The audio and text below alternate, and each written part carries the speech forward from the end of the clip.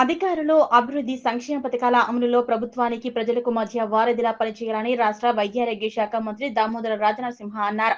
బుధవారం సంగారెడ్డి కలెక్టరేట్ ఆవరణలో ఇందిరా మహిళా శక్తి పథకాన్ని ప్రారంభించారు. ఈ సందర్భంగా కలెక్టరేట్ ఆవరణలో ఏర్పాటు చేసిన క్యాంటీన్ను రాష్ట్ర దేవాదాయ అటవీ శాఖ మంత్రి కొండా సురేఖతో కలిసి ప్రారంభించారు. ఈ సందర్భంగా లబ్ధిదారులకు ఇందిరా మహిళా శక్తి రుణాలకు సంబంధించి చెక్కులు అందజేశారు.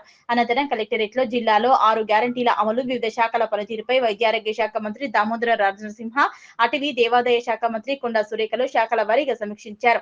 ఈ సందర్భంగా ఆయన మాట్లాడారు. ప్రభుత్వం ఏర్పడి 7 నెలల కాలం పూర్తయిందన్నారు. ప్రభుత్వం ఏర్పడిన 3-4 నెలలకే పార్లమెంట్ ఎన్నికలు రావడంతో అభివృద్ధి సంక్షేమ పథకాల అమలులో కొంత జాప్యం ఏర్పడిందన్నారు. కాంగ్రెస్ ప్రభుత్వం మైనింగ్, ఇరిగేషన్, ఎక్సైజ్, రెవెన్యూ, విద్యుత్ తదితర శాఖలకు సుప్రియల్ పవర్స్ ఇచ్చిందన్నారు.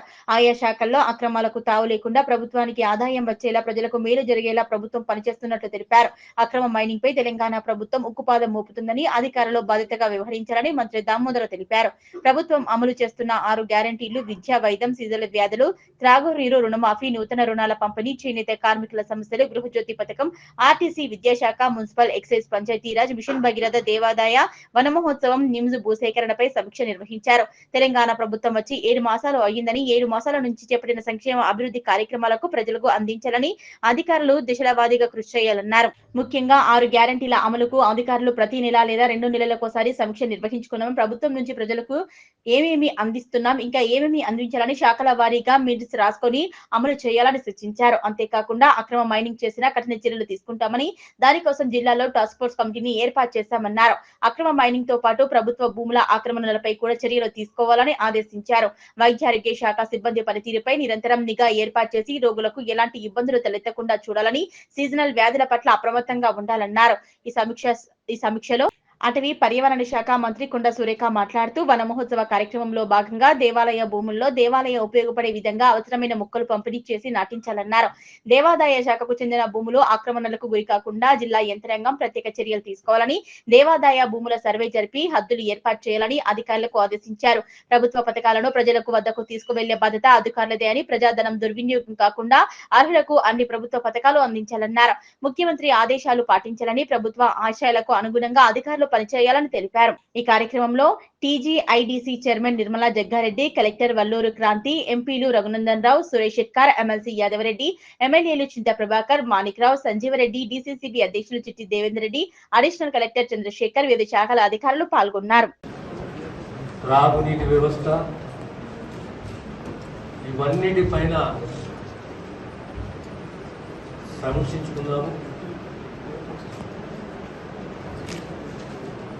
మీకున్న ఇబ్బందులు ఏమున్న అధికారులకు, ఆ శాఖకు సంబంధించి ప్రభుత్వము ఏం చేయగలుగుతుంది, మనం అందిస్తున్న సంక్షేమమే కానీ, అభివృద్ధి కానీ, కనీస సౌకర్యాలే కానీ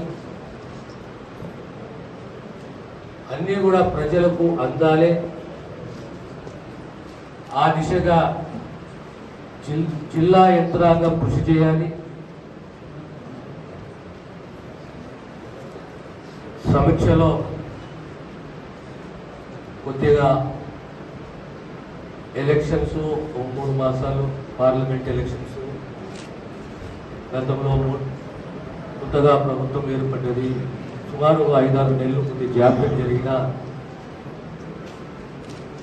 మనము తీసుకున్న నిర్ణయాలే కానీ, అలాగే కానీ, సంక్షేమమే కానీ ఇవన్నీ కూడా ఎక్కడ ప్రజలకు ఇబ్బంది కాకుండా, అడ్మినిస్ట్రేషన్ లో లోపం లేకుండా బాధ్యతతోటి అన్నిట్లో ముఖ్యంగా ప్రభుత్వంలో ఏముంటుందంటే it is the responsibility which counts, and this government is very serious about the responsibility and accountability. We are very serious about this. అయిపోతలే సమీక్ష సమావేశం తర్వాత మనం చూద్దాంలే అనే భావన కాకుండా, ఆ ఆలోచన రాకుండా మనం ఈరోజు సమీక్షించుకునేది, మినిట్స్ రాసుకున్నా ప్రతి నెల ఒక సమీక్ష ఉంటుంది. కనీసం 2 నెలలకైనా ఒక సమీక్ష పెట్టుకొని మనం తీసుకున్న నిర్ణయాల మినిట్స్ ద్వారా దానికి జవాబుదారీతనం అనేది నేను ఎక్స్పెక్ట్ చేస్తాను. రెండవది, 3-4 శాఖలలో ఆ శాఖలకు రెగ్యులేటరీ పవర్స్ ఉన్నాయి. ఆ రెగ్యులేటరీ పవర్స్ ఎంతవరకు మనము ఇంప్లిమెంట్ చేస్తున్నాం అనేది చాలా ముఖ్యమైనది. అందులో సంగారెడ్డి జిల్లా అంటే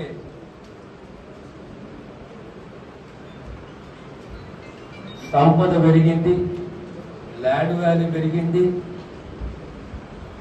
ఫార్మసీకు హబ్ అయిపోయింది.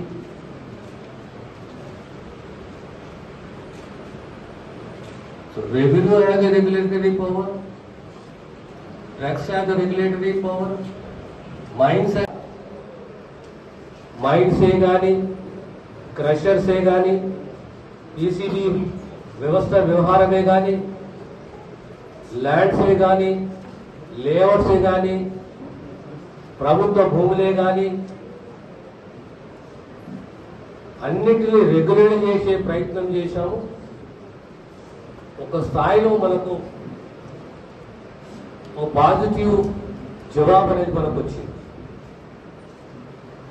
ప్రధానంగా సంగారెడ్డి జిల్లాకు సంబంధించి ఈ 5 శాఖలలో రెగ్యులేటరీ పవర్స్ ఉన్నాయి. రెగ్యులేటరీ పవర్స్ ని కోఆర్డినేషన్ ద్వారా భూములను కాపాడుకునే బాధ్యత మన పైన ఉన్నది.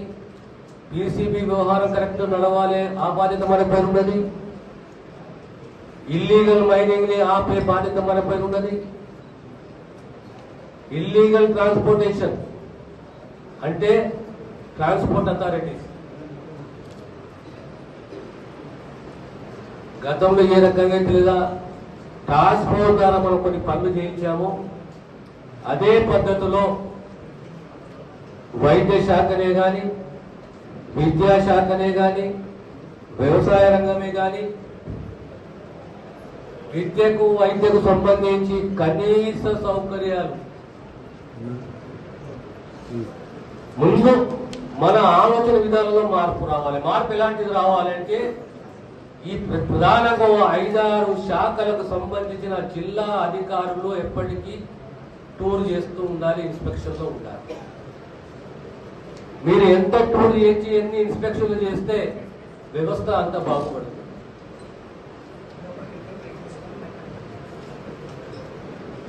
మీరు విద్యాశాఖను తీసుకోండి, వైద్య శాఖని తీసుకోండి, కనీసం వారానికి ఒక్కసారి 2 సార్లు ఆ రెస్పెక్టివ్ హాస్పిటల్స్ కానీ, ప్రైమరీ హెల్త్ సెంటర్సే కానీ, లేదా స్కూల్సే కానీ. దానికి తోడు ఇంకొక నేను హెడేక్ అనను కానీ రెండవదిగా కానుంటే మొదటి సమావేశం అయినా కూడా ఇప్పటికే సోదరులు రాజనరసింహ గారు మరొక టాస్క్ ఫోర్స్ వేసి కొన్ని ఇష్యూస్ మీద మరి రిపోర్ట్స్ కావాలి అని చెప్పి ఇప్పటికే వారు చెప్పడము. మరి అంతేకాకుండా ఈరోజు డిపార్ట్మెంట్ వారిగా ముందుగా ప్రభుత్వం ఏదైతే 6 గ్యారంటీలు అనేది ఎన్నికల్లో హామీగా తీసుకుందో వాటిని ఏ విధంగా అమలు చేస్తూ ఉన్నారు, మరి ఎందుకు ఏ విధంగా ముందుకెళ్తా ఉన్నారు అనే విషయము. అదేవిధంగా ఈ ప్రభుత్వం ప్రత్యేకంగా రైతులకు, హెల్త్కు, ఎడ్యుకేషన్కు ఇంపార్టెన్స్ ఇస్తుంది అని కూడా మరి ఈ సందర్భంగా తెలియజేయడం జరిగింది.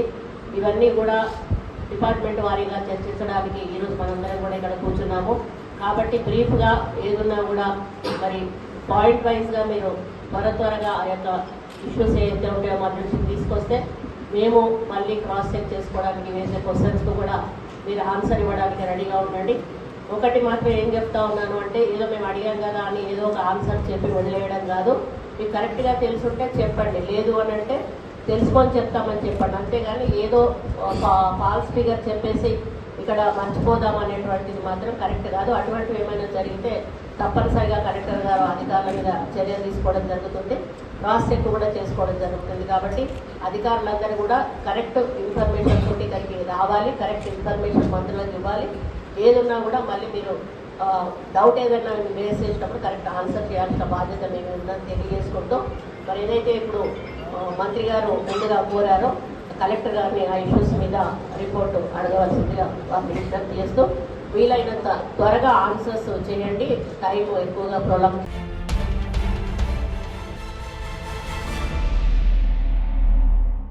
రాష్ట్ర ప్రభుత్వం ఎస్సీ వర్గీకరణ అతి త్వరలో చేయాలని ఎంఆర్పీఎస్ జాతీయ ఉపాధ్యక్షులు పుర్ర ప్రభాకర్ అన్నారు. ఎంఆర్పీఎస్ రాష్ట్ర అధ్యక్షులు మేడి పాపన్న పిలుపు మేరకు రాష్ట్ర వ్యాప్తంగా బుధవారం అంబేద్కర్, బాబు జగజీవన్ రామ్ విగ్రహాలకు పాలాభిషేకం నిర్వహించారు. అందులో భాగంగా ఈ రోజు మెదక్ జిల్లా కొల్చార మండలం సంగాయిపేట గ్రామంలో ఎంఆర్పీఎస్ ఆధ్వర్యంలో డాక్టర్ బిఆర్ అంబేద్కర్ విగ్రహానికి పాలాభిషేకం చేశారు. ఈ సందర్భంగా ఎంఆర్పీఎస్ జాతీయ ఉపాధ్యక్షులు పుర్ర ప్రభాకర్ మాట్లాడుతూ సుప్రీంకోర్టులో 7 జడ్జిలతో ఎస్సీ వర్గీకరణ తీర్పును ప్రకటించారు. 30 సంవత్సరాల మాదిగల పోరాటంలో ఎంతో మంది అమరులైనారు.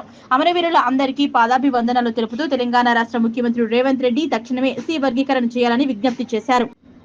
వాళ్ళు చేసే కార్యక్రమానికి సంఘీభావం తెలిపారు. రేషన్ డీలర్లు అసోసియేషన్ రాష్ట్ర ప్రధాన కార్యదర్శి నిజాంపురం ప్రభాకర్ గుప్తా, గ్రామ కాంగ్రెస్ పార్టీ అధ్యక్షులు సంగన్న గారి ఆఘంగౌడ్. ఈ కార్యక్రమంలో ఎంఆర్పీఎస్ రాష్ట్ర కార్యదర్శులు ఎర్రల సంజీవయ్య మాదిగ, సుల్తాన గారి కృష్ణ మాదిగ, జిల్లా నాయకులు పెద్దలింగన్న గారి నాగయ్య, ఎంఎస్ఎఫ్ జిల్లా అధ్యక్షులు పుర్ర మహేష్, పెద్దలింగన్న గారి కిష్టయ్య ముర్షద్, తాజా వార్డ్ మెంబర్ పిఎల్ రాజు, దుర్గేష్, అనోక్, కె రాజు, ప్రతాప్, గిరి, జాను, సిహెచ్ రాజు, సన్నీ, కిషోర్, కార్తిక్ తదితరులు పాల్గొన్నారు. మరి ఏడుగురు న్యాయమూర్తులు మరి ఏబిసిడి వర్గీకరణ చేసినందుకు మేము మాదిగలం హర్షం వ్యక్తం చేస్తూ ఉన్నాం. మరి అలాగే మరి రాష్ట్ర ముఖ్యమంత్రి రోజులు ఖచ్చితంగా మరి ఈ సర్పంచ్ ఎలక్షన్ల కంటే ముందే రిజర్వేషన్ మీద కొంచెం అది చేయాలని చెప్పేసి మేము ఎంఆర్పిఎస్ నుంచి విజ్ఞప్తి చేస్తూ ఉన్నాం.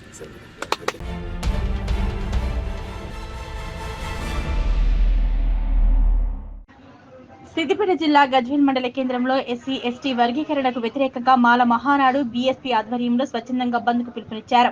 ఈ కార్యక్రమంలో మాల మహానాడు జాతీయ కార్యదర్శి తుమ్మా శ్రీనివాస్, మాల మహానాడు సభ్యులు, బీఎస్పీ అసెంబ్లీ కన్వీనర్ సభ్యులు పాల్గొన్నారు. ఈ సందర్భంగా వారు మాట్లాడుతూ రానున్న కాలంలో నరేంద్ర మోదీ ప్రభుత్వం ఈ రిజర్వేషన్లు తీసేసే క్రమంలోనే సుప్రీంకోర్టు ధర్మాసనం తీర్పు ఇచ్చిందని, రాష్ట్ర ప్రభుత్వాలు వాళ్లకు నచ్చినట్లుగా వర్గీకరణ చేసుకోవచ్చని చెప్పినటువంటి నరేంద్ర మోదీ ఆ తీర్పును వెంటనే వెనక్కి తీసుకోవాలని, అన్నదమ్ములుగా కలుస్తున్న తమకు పంచాయతీ పెట్టే విధంగా వర్గీకరణ చేశారని, రానున్న రోజుల్లో దేశంలోని పౌరులందరికీ రిజర్వేషన్ ఫలాలు అందాలంటే ప్రతి ఒక్క పౌరుడు మేల్కొనాలని తెలిపారు. ఆనాడు బాబాసాహెబ్ అంబేద్కర్ వెనుకబడిన తరగతుల వారికి రిజర్వేషన్ ఫలాలు అందితేనే సామాజికంగా ఆర్థికంగా వారు బాగుపడతారని ఈ యొక్క రిజర్వేషన్లను తీసుకొచ్చారన్నారు. ఈ రిజర్వేషన్లను తీసివేయాలనే కుట్రలో భాగంగానే నరేంద్ర మోదీ ఒక రిజర్వేషన్ కు ఆమోదం తెలిపారని, దేశంలోని రాష్ట్రంలోని మాలలందరూ ఏకమై తమ హక్కుల సాధనకై కొట్లాడి తమ రిజర్వేషన్లను కాపాడుకోవాలని తెలిపారు.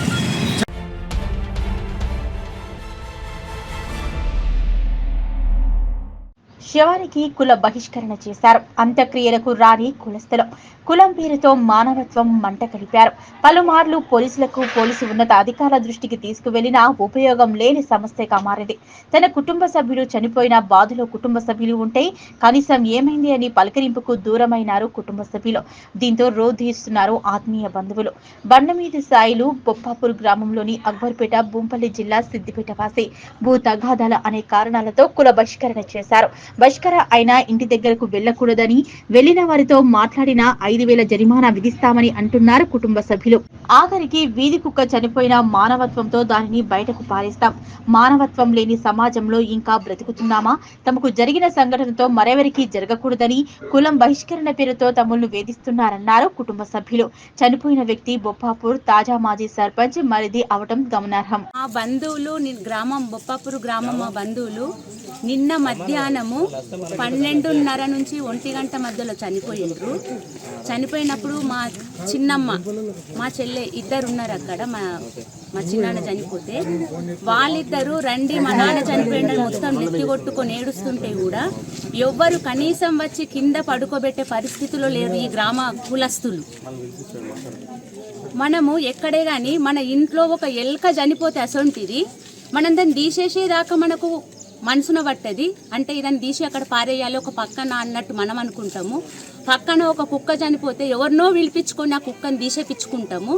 అట్లాంటిది ఒక మనిషికి మానవత్వం లేకుండా ఈ విధంగా ఈ గ్రామ సభ్యులు, ఈ గ్రామ కులస్తులు పగబట్టినట్టు చేయడము ఇది కరెక్ట్ కాదు అని నేను అనుకుంటున్నా. దానికి మీరు ఎలాంటి న్యాయం చేకూరుస్తారో, ఇట్లాంటిది ఈ గ్రామంలోనే ఉందా, ఇంకా వేరే గ్రామంలో కూడా ఉందా? ఒకవేళ ఇట్లాంటిది ఈ గ్రామంలో కాకుండా ఇంకా వేరే గ్రామంలో ఉన్నా ప్రజలు మారాలి, అన్ని విధాలుగా మారుకుంటూ వస్తున్నప్పుడు చిన్న చిన్న గ్రామాలలో ఎందుకు ఇట్లా కుల వ్యవస్థను అడ్డు పెట్టుకొని మారుతలేము? మా తమ్ముడు బండమి సాయిలు చనిపోవడం జరిగింది. మరి ఏంటంటే ఏ కులంలో అయినా కానీ కూడా మరి కులం పెద్ద మనుషులు కులమంతా నిలబడి ఆ సాగు సంజాలు చేసేటువంటి ఆనవాయితీ ఆనా నుంచి వెనకన్నా నుంచి కూడా వస్తున్నది ఇక్కడికి మనతో. ఇప్పుడు ఏమైంది ఏంటంటే నిన్న మా తమ్ముడు చనిపోతే మా ఊళ్ళో కులం మాదిగ కులస్తులు ఇక భూమి పంచాయతీ అది ఇది అని పెట్టుకుంటూ మేము ఈ సాగుకాడికి ఇప్పటివరకు రాలేదు.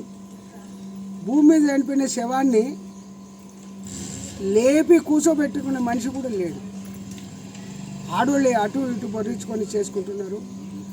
మరి దీన్ని మమ్మల్ని కులం బహిష్కరించిందని చెప్పి అందరూ బహిర్గతంగా చెప్పుకుంటున్నారు. వాళ్ళు మేము ఫోన్ చేస్తే కూడా కుల బహిష్కరణ చేసినాం, మేము రాము అని ఖచ్చితంగా నిలేసి చెప్తున్నారు. కానీ మరి ఇంత వ్యవస్థ ముందుకు పోయినా కానీ కూడా ఇంకా కుల వ్యవస్థ ఇంకా నాటకపోతుంది, ఇంకా బలమవుతుంది అని అంటే మరి ఇది మేము ఏమానాలో అర్థమైతలేదు, మేము ఎవరికి చెప్పుకోవాలనో అర్థమైతలేదు. అసలు మేము ఈ అవమానానికి భరించుకోలేక ఏమైనా విషం తాగి చచ్చిపోయే పరిస్థితులు ఉన్నాయి ఇప్పుడు మేము. ఎందుకంటే కులం అంటే మహాసముద్రం అంటారు, కులం అంటే గొప్పదంటారు, కులంను మించిన దైవం లేదు అని అంటారు. కానీ ఇక్కడ మాకు కులముగా లేదు. నేను చెప్పినట్టు పరిస్థితులు ఇట్లా ఉన్నాయి. అందుకని ఇప్పటికైనా కానీ కూడా మా ఊర్లో మరి ఇక ఈ ఊర్లో జరగద్దు. ఏంది అని అంటే ఈ ఊరికి ఒక ప్రత్యేకత ఉన్నది, దాని గురించి జరగొద్దు. అందుకని మరి ఇందులో కొంతమంది కులములు అందరూ కావచ్చు, ఒక 4-5 మాత్రమే దీన్ని పుట్టించి ఏదో పాత కక్షలని అదని ఇదని చెప్పి ఈ 4-5 కులమందరూ ఏకం చేసుకుంటూ మమ్మల్ని ఇదివరకు కూడా గతంలో కూడా ఎప్పుడు 27 ఫిబ్రవరి 2021 అప్పుడు కూడా మీకు కులం లేదని చెప్పి 20 వేల దండుగు తీసి మా తమ్ముని దగ్గర 20,000 నా దగ్గర 20,000 దండుగు తీసి మమ్మల్ని నానా బీవచ్చంగా చేసి అప్పుడు పరిస్థితి అట్లనే ఉండే. ఆ పరిస్థితి మళ్ళీ ఇప్పుడు దాపరించింది. నేను కోరుకున్నది ఎక్కడే గవర్నమెంట్తో కానీ పోలీస్ డిపార్ట్మెంట్తో కానీ కలెక్టర్తో కానీ నేను రేపు పొద్దున నేను కలెక్టర్ దగ్గరికి వెళ్ళి పోలీస్ స్టేషన్లో నాకు జరిగిన అన్యాయాన్ని నేను క్లుప్తంగా కంప్లైంట్ రూపకంగా ఇస్తా. ఇక ముందు కూడా ఎక్కడ జరగొద్దని చెప్పి ఇది ఒక గుర్తింపుగా కావాలని చెప్పి మరి ఆ గవర్నమెంట్ను పోలీస్ డిపార్ట్మెంట్ను కలెక్టర్ గారిని అందరినీ నేను మనస్ఫూర్తిగా కోరుకుంటున్నా. వాళ్ళు ఎవరో 4-5 నేను ఇచ్చే కంప్లైంట్లో పోలీస్ స్టేషన్లో ఇస్తా.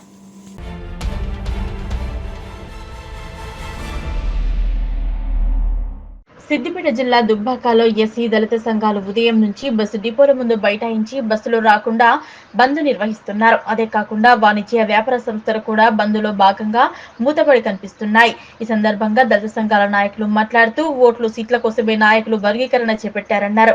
కానీ వర్గీకరణతోని ఏం జరగదని అన్నారు. దేశంలోని రాష్ట్రంలో ఎస్సీ జనాభా ప్రాతిపదికన ఎంతమంది ఏంటి అనే విషయాన్ని కూడా ప్రభుత్వాలు గమనించాలన్నారు. వాళ్ళ రాజకీయ పబ్బం గడుపుకోవడం కోసం దళితులను వేరు చేయడం సరికాదన్నారు. ప్రభుత్వాలు పునరాలోచన చేసి ఏబిసిడి వర్గీకరణను రద్దు చేయాలన్నారు. లేని పక్షంలో దేశవ్యాప్తంగా రాష్ట్ర వ్యాప్తంగా దళితుల ఆధ్వర్యంలో పెద్ద ఎత్తున నిరసనలు ర్యాలీలు ఉంటాయన్నారు. ఇప్పటికైనా కేంద్ర రాష్ట్ర ప్రభుత్వాలు ఆలోచన చేసి ఏబిసిడి వర్గీకరణను వెంటనే నిలిపివేయాలని డిమాండ్ చేస్తున్నామన్నారు. ఉమ్మడి ఆంధ్రప్రదేశ్ ఉన్నప్పుడు గత తెలుగుదేశం ప్రభుత్వం హయాంలో ఈ కుల సంఘాలన్నీగా ఐక్యతగా ఉంటే ఎస్సీ ఎస్టీ బీసీ మైనార్టీలు ఐక్యంగా ఉంటే రాజకీయంగా ఎత్తుగడ నడవైన ఉద్దేశంతో అప్పుడున్నటువంటి చంద్రబాబు నాయుడు అన్ని కుల సంఘాలు డోల్ దెబ్బ అని మాదిగ దండోరని మాలమాలని అన్ని ఉద్యమాల సంఘాలు విడదీయడానికి ఒక ఆర్గనైజేషన్ తయారు చేసినటువంటి ప్రభుత్వం అప్పుడు గతంలోనే ఎస్సీలది వర్గీకరణ చేసి ఏబీసీలీ వర్గీకరణ చేసినప్పుడు గతంలో ఉన్నటువంటి మాల ఐఏఎస్ ఆఫీసర్ పివి రావు గారు సుప్రీంకోర్టు పోయి రీటేసి సుప్రీంకోర్టు ఎస్సీ వర్గీకరణ రాష్ట్ర ప్రభుత్వాలకు చేతిలో లేదు చెల్లదని చెప్పి సుప్రీంలో కొట్టివేయడం జరిగింది. ఇప్పుడు కూడా కేంద్ర ప్రభుత్వం ఏదైతే బీజేపీ ప్రభుత్వం ఉందో పార్లమెంట్లో చర్చ నడిచి అన్ని పార్టీలు సహకరించి చర్చ నడిచినప్పుడే ఆమోదం పొందినప్పుడే ఎస్సీ వర్గీకరణ చేయాలి. అది కాకుండా ఇలా అన్ని పార్టీలతో ఉత్తరాలు తీసుకొని కొన్ని పార్టీలతో ఉత్తరాలు తీసుకొని వర్గీకరణకు మద్దతుగా ఉత్తరాలు తీసుకొని ఏదైతే కేంద్ర ప్రభుత్వము రాష్ట్రాలకు అప్పచెప్పుడు మాత్రం ఇది విచక్షణ దారుణం అని చెప్తున్నాం. ఇప్పటికేంటంటే ఎస్సీ వర్గీకరణ చేసుడు రాష్ట్ర ప్రభుత్వాలకు పూర్తి హక్కులు ఇచ్చి మీరు మీ రాష్ట్రంలో ఉన్న జనాభాను బట్టి మీరు వర్గీకరణ చేసుకోవచ్చు అని చెప్పేసి చెప్పడం దారుణము. ఏదైతే న్యాయ వ్యవస్థను కావచ్చు, ఇవాళ సిబిసిఐడి కావచ్చు, ఈడీ కావచ్చు, అన్ని ప్రభుత్వ సంస్థలన్నీ ఇలా మోడీ చేతులు పెట్టుకుని నడిపిస్తున్నటువంటి వ్యవస్థ. ఇలా న్యాయస్థానం కూడా మాలల కులగణన లేదు కూడా ఎస్సీలది మాల కులగణన లేదు కూడా వర్గీకరణ చేయడం అనేది చాలా దారుణం. ఇప్పటికైనా ఏదైతే సుప్రీంకోర్టు బెంచ్ ఇచ్చిందో దానికి మాలంతా వ్యతిరేకంగా ఇలా 12 బెంచ్కి పోతున్నారు. కాబట్టి ఖచ్చితంగా ఈ మాల వర్గీకరణ వ్యతిరేకించి రద్దు చేసేదాకా మాత్రం ఊపుకునేది లేదని హెచ్చరిస్తూ ఉన్నాం. ఓట్లు సీట్ల కోసం దళితులను వేధించి వర్గీకరణ చేపట్టి వాళ్ళ అధికారం కోసం ఈరోజు ఈ కుట్ర పన్నిండ్రు. ఇప్పటికైనా కేంద్ర రాష్ట్ర ప్రభుత్వాలు ఒకసారి ఆలోచన చేయాలి. ఈ దేశంలో రాష్ట్రంలో దళితుల ఓట్ల శాతం ఎంత, దళితుల పరిస్థితి ఏంటి, వాళ్ళ ఆర్థిక స్థితిగతులు ఏంటి, వాస్తవాలు తెలుసుకొని ఈరోజు వర్గీకరణ చేపట్టాలి తప్ప ఈరోజు ఏకపక్షంగా ఓట్ల కోసం అధికారం కోసం మీ సీట్ల కోసం దళితులను విభజించి పాలించడం సరైనది కాదు. సభ్య సమాజం తలదించుకునే విధంగా ఈరోజు సుప్రీంకోర్టు పాలక వర్గాలు కుట్రలు పనడం సరైనది కాదు. ఇప్పటికైనా దళితుల ఆత్మగౌరవాన్ని ఆలోచన చేసి వాళ్ళ ఆలోచన విధానాన్ని గుర్తించి ఏబిసిడి వర్గీకరణను వెంటనే ఉపసంహరించుకోవాలి. లేని పక్షంలో గ్రామీణ ప్రాంతం నుంచి జిల్లా వ్యాప్తంగా, రాష్ట్ర వ్యాప్తంగా, దేశవ్యాప్తంగా కూడా ఈరోజు ఆందోళన చేపట్టే పరిస్థితి ఏర్పడుతుంది. ఇప్పటికైనా వాస్తవాలు గ్రహించి ఈ కేంద్ర రాష్ట్ర ప్రభుత్వాలు ఈ ఏబిసిడి వర్గీకరణను వెంటనే విరమించుకోవాలని చెప్పి ఈరోజు ఏబిసిడి వర్గీకరణ వ్యతిరేక పోరాట సమితి, అంబేద్కర్ మాల సంఘాల ఆధ్వర్యంలో మేము విజ్ఞప్తి చేస్తున్నాం. సుప్రీంకోర్టులో దళితులను విడదీయాలనే ఒక ఉద్దేశంతోనే ఈ కేంద్ర ప్రభుత్వం దళితులను విడదీసి ఈ రాజ్యాన్ని పాలించాలనే ఒక దుర్మార్గమైనటువంటి ఆలోచనతోని రాజ్యాంగాన్ని పూర్తి స్థాయిలో రద్దు చేసి దళితులపై పెత్తనం చేసి ఈ రాజ్యంలో దళితులకు మధ్యలో విభేదాలు తెచ్చి వారిని కొట్టుకొని చంపాలనే ఉద్దేశంతో ఈరోజు ఏబిసిడి వర్గీకరణ చేయడం జరిగింది. మిత్రులారా, ఒక్కటి ఆలోచన చేయాలి. రాజ్యాంగంలో రాజ్యాంగబద్ధమైనటువంటి ఆర్టికల్ను కులగణన చేసిన తరువాతనే ఏబిసిడి వర్గీకరణ చేయాలనే అంశాలున్నాయి. ఎన్నో సంవత్సరాల నుంచి జాతులకు మధ్య గొడవలు జరిగినా ఏం జరిగినా మాలా మాదిగలు అన్నదమ్ముల లెక్క కలిసిమెలిసి ఉన్నాం. ఈరోజు కేంద్ర ప్రభుత్వం 2 జాతుల మధ్య విభేదాలు సృష్టించి గొడవలు పెట్టే దిశగా ఈరోజు సుప్రీంకోర్టులో తీర్పు చెప్పేయడం జరిగింది. ఒక్కటి ఆలోచన చేయాలి. అట్టి విషయమై మా దళిత సమాజానికి చెందిన మా మాల ఐపీఎస్ అధికారి సుప్రీంకోర్టులో సవాల్ చేసి పిటిషన్ వేస్తే ఇంతవరకు కూడా ఐపీఎస్ అధికారికి పోస్టింగ్ ఇవ్వకుండా కేంద్ర ప్రభుత్వం ఆయన ఇబ్బంది పెడతా ఉన్నారు. మా నాయకుని వెనుక మేము లేరనుకుంటున్నా ఏంది? ఈ రోజు జరిగే భారత బంద్ ద్వారా మా ప్రతిష్ట ఏందో మీకు అర్థమవుతుంది. కేంద్ర ప్రభుత్వం ఇప్పటికైనా కానీ ఇట్టి విషయాన్ని ఏబిసిడి వర్గీకరణ వెనుకకు తీసుకోకుంటే దేశవ్యాప్తంగా ఆందోళన చేస్తామని చెప్పేసి తెలియజేస్తా ఉన్నాం. జై భీమ్.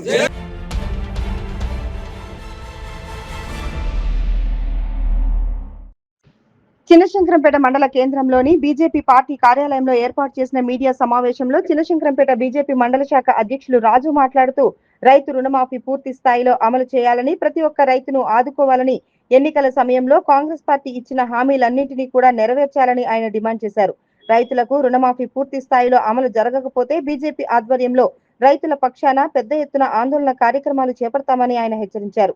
ఈ కార్యక్రమంలో బీజేపీ మండల శాఖ అధ్యక్షులు పోగుల రాజుతో పాటు మండల ప్రధాన కార్యదర్శి దశరథ్, జిల్లా ఓబీసీ మోర్చా ఉపాధ్యక్షుడు మూర్తి శంకర్, మండల ఉపాధ్యక్షులు మేడి శ్రీను, కిసాన్ మోర్చా అధ్యక్షులు రమేష్, పట్టణ అధ్యక్షుడు రాజు, నారాయణ, నర్సింహులు, శేఖర్ తదితరులు పాల్గొన్నారు.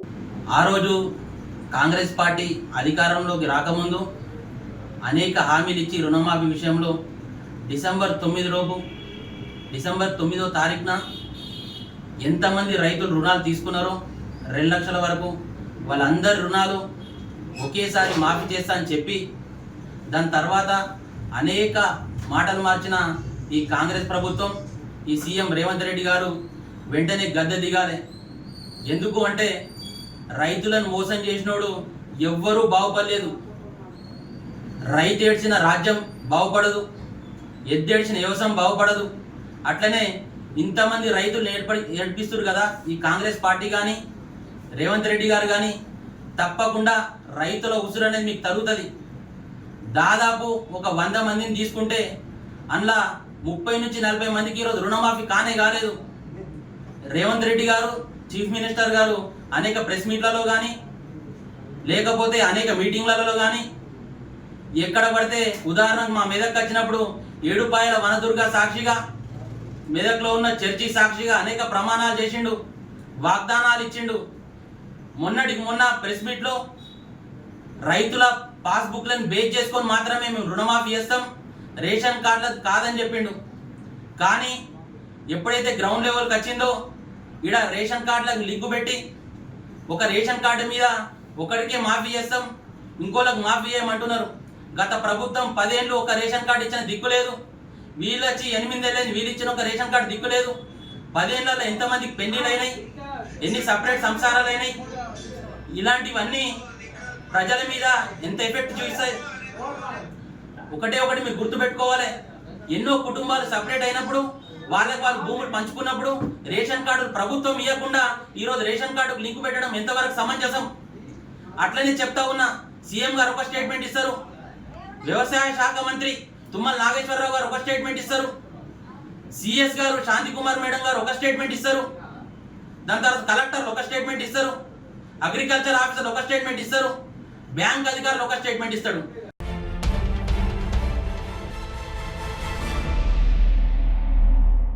మెదక్ జిల్లా కొల్చార మండలంలోని రంగంపేట ప్రాథమిక పాఠశాల, చిన్నగన్పూర్ పాఠశాలను మండల విద్యాధికారి నీలకంఠం బుధవారం ఆకస్మికంగా సందర్శించారు. మధ్యాహ్నం భోజనం పరిశీలన, స్టాఫ్ మీటింగ్ ఏర్పాటు చేసి విద్యార్థుల హాజరు శాతం పెంచాలని, ఉపాధ్యాయులు తరగతి వారీగా విద్యా ప్రమాణాలను పెంచాలని, విద్యార్థి సామర్థ్యాల సాధనకై బోధనలో నూతన పద్ధతులు అవలంబించాలని సూచించారు. విద్యార్థులలో ఉన్న నైపుణ్యాన్ని వెలికి తీయాలన్నారు. ఈ నెలలో జరిగే పేరెంట్ మీటింగ్ కు తల్లిదండ్రులు హాజరయ్యేలా చూడాలన్నారు. వారికి పాఠశాల విద్యార్థుల స్థాయిని వివరించాలని, డ్రాప్ అవుట్ మరియు అనుతీర్ణత విద్యార్థులను పాఠశాలకు రెగ్యులర్ గా వచ్చేలా చేయాలన్నారు. ఈ కార్యక్రమంలో కాంప్లెక్స్ ప్రధాన ఉపాధ్యాయులు ఉపేందర్ రెడ్డి, ప్రాథమిక పాఠశాల ఉపాధ్యాయులు వెంకటేశం, ఉపాధ్యాయులు విశ్వరూప్, గణేష్, హిమబిందు తదితరులు ఉన్నారు.